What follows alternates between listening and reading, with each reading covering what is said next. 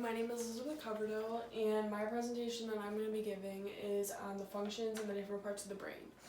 There are so many functions that go along with the different parts of the brain that you could go on for ages. So I decided to pick one, which the one I picked was the cerebellum, because I found it interesting in general to be able to learn about what helps us play sports, what helps us do our daily activities that we don't even consciously think about doing.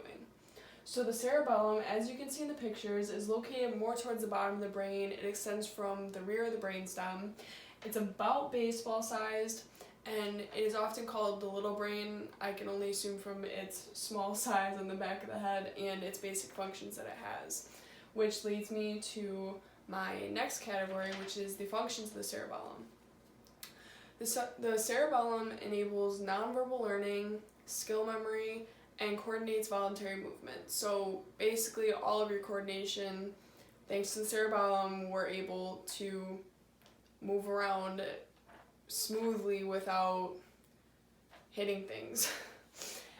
It also, when coordinating the voluntary movement, it gets assistance from the pons, and it also helps us judge time, modulate our emotions, and discriminate different sounds and textures. Some examples where the cerebellum is very important, like I said before, was sports. If you think of the different sports, football, you have hand-eye coordination, you have to be able to run and keep your balance while maneuvering through the tons of players on the field. Volleyball, again, hand-eye coordination to the ball, and jumping and diving all around.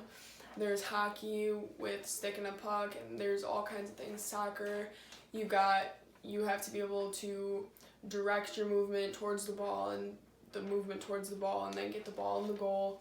It all needs to work together to be able to perform and excel at a sport. But if you think how important it is, if it's damaged, it can be devastating. You would lose all the coordination. It would even be hard to walk and just keep your balance in general.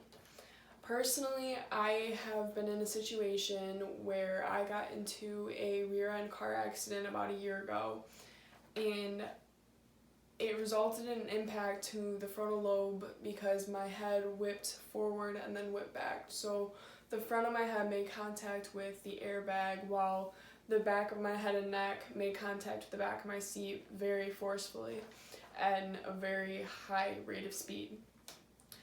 No apparent damage was done, but the incident did put a lot of strain on my neck, and I was really lucky that nothing happened because I am a two-sport athlete, and it would have been devastating, like I said before, if it would have caused damage to any part of my brain, the cerebellum especially, that it would have put me out of the sports that I love to play.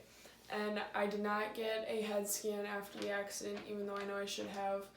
But so far everything has been running smoothly. Overall, I really liked learning about the brain. I always have. I find it very interesting to be able to understand all of the parts and all of the little pieces that work together like one big puzzle just waiting to be put together and solved. But we're still learning new things about the brain all the time. New discoveries, you can always look deeper into the mysteries of the human brain, and I find it really fascinating.